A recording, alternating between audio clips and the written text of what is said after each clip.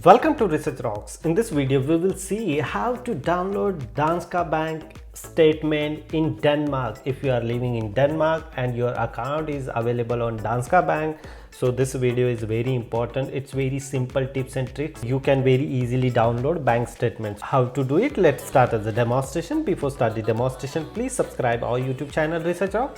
So simply open here new tab and just type here Danske Bank. First of all, you need to log in here. Language Danske or English. I select English. E-banking. Inside the e-banking, here banking sector is very secure. You put it here your name ID, means your user ID. This is a framework of Danske Bank. If you have account, so you aware about this one. So here ebook, statement and agreement is available. You just simply click here. Here several options are available, but you just simply click here electronic mailbox. After clicking the electronic mailbox, such kind of page are display here. You just simply go to the statement and all statements are display here. So you just simply select this particular statement, click, and your statement is download. It's very simple process to download the statement of Danske Bank. Hope you like this video. Before leaving, please subscribe our YouTube channel Research Rocks. Till then, Jai Hind, Vande Mataram.